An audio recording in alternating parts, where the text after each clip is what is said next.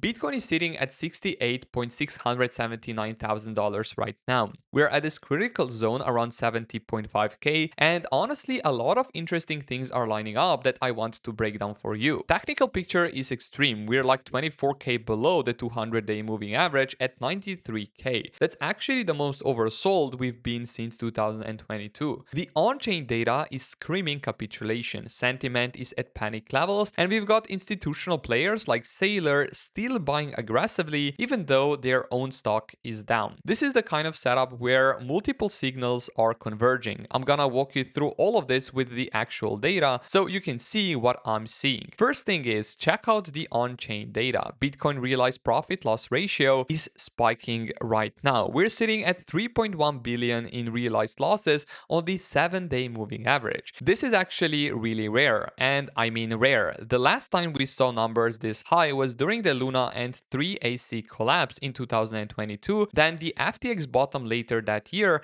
and the COVID crash back in 2020. Those are the three of the biggest capitulation events in Bitcoin history. What's happening is actually pretty simple. Investors are panic selling at losses. They're not holding out for a bounce. They're locking in their losses and saying, I'm done with this. But here's the thing that's important. Once everyone capitulates and sells, there's literally no more supply to dump. All the weak hands have exited, and that's when relief rallies happen. So this on-chain metric is basically saying the panic is reaching extremes, which is a setup condition for a reversal. Fear and greed index is at 12 right now. That's extreme fear territory. Anything below 25 is basically panic mode. And this is interesting because I've talked to so many people who said, oh yeah, if Bitcoin drops, I'm buying with both hands. When it actually happens, when Bitcoin is down 50% from the highs, the narratives are scary. News is negative, lending platforms are halting withdrawals, people aren't buying. They're terrified. That's the physiological reality of markets. We were at these fear levels during the FTX bottom in 2022. Bitcoin rallied 60% over the next few months. Again, not saying it will be exactly the same, but extreme fear has historically been a good entry point for long-term buyers. The key insight is when sentiment is this bad, the downside pressure naturally diminishes. New investors entering Bitcoin right now, basically zero, and that's actually bullish if you think about it. Bitcoin peaks happen when new money is pouring in at record levels,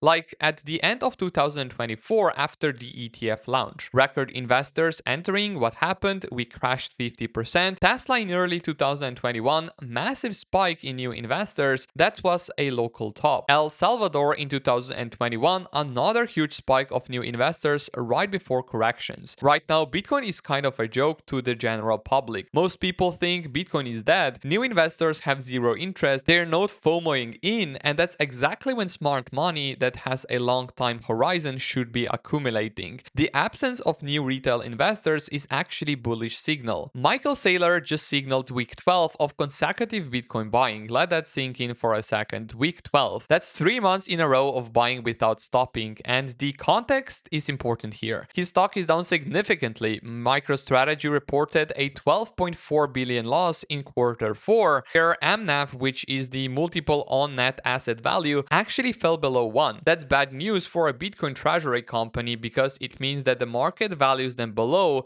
their actual Bitcoin holdings. So you would think Sailor would slow down or stop buying. Capital becomes harder to raise, stock dilution is a concern, but he didn't do that. He accelerated. He accumulated 714.644 Bitcoin now. That's like 46 billion at current prices. This isn't someone trying to time the exact bottom. This is institutional conviction. This is a guy saying Bitcoin at 68k is a good long-term investment for a multi-decade hold. And that matters because he's got real money at stake and shareholders watching his every single move. Technically, let's look at what's happening. Bitcoin is currently 24k below the 200-day moving average. That's the most oversold we've been since 2022. The 200-day is sitting at 93k right now. When Bitcoin gets this extended below a major moving average, mean reversion is the expected outcome. Not tomorrow necessarily, but it's coming. And if we get full mean reversion back to the 200-day,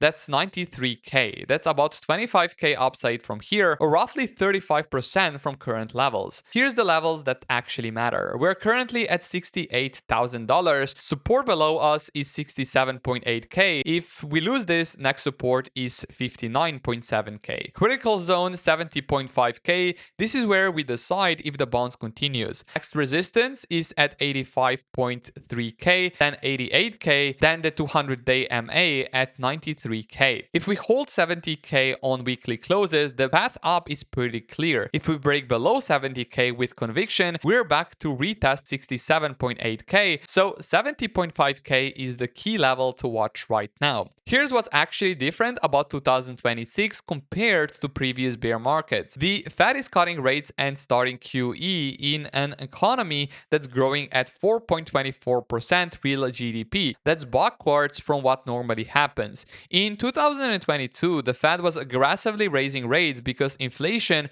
was out of control. They were also tightening their balance sheet that crushed Bitcoin and risk assets in general. In 2018, similar story. Fed was hiking rates, tightening liquidity, and the dollar was straightening. But in 2026, complete opposite. Fed is cutting rates, they're easing with QE, and they're doing this in an economy that's growing above the long-term 2% target. That's unconventional. It suggests that Fed is being preventative rather than just reactive to problems. The market is pricing in 3 rate cuts for this year. And meanwhile, federal deficits are already at $700 billion for 2026, and this number has been growing every single year.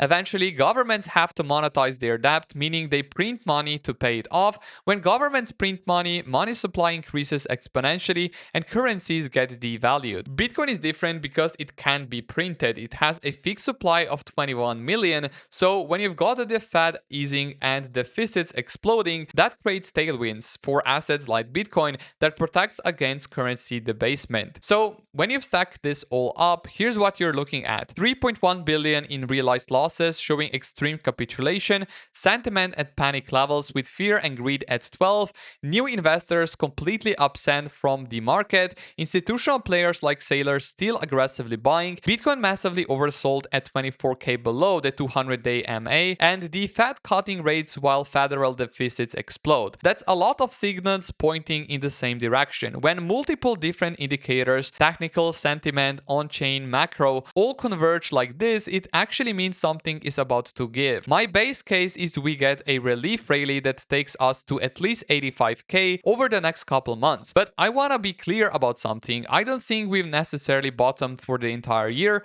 We could easily test lower levels like 95.7k later in 2026. That's why I'm accumulating at these prices but keeping some dry powder. I'm not trying to catch the exact bottom because honestly that's impossible, but I'm taking advantage of these prices, and that's the approach Sailor is taking too. Consistent accumulation regardless of price. So the bottom line is Bitcoin is in extreme setup right now, technically oversold, sentiment at panic levels, institutions still buying, and the macro backdrop is actually supportive for easier monetary policy. That's not a guaranteed bottom. Markets don't work that way, but it's a setup that's worth paying attention to if you have a long-term investment horizon. If you found this analysis useful, hit subscribe. I post deep dives like this every single week. I break down different angles, technical, on-chain, macro, and try to give you the full picture. Drop a comment and let me know what you're thinking. Are we bouncing from here or testing lower? What's your take? And thank you so much for watching.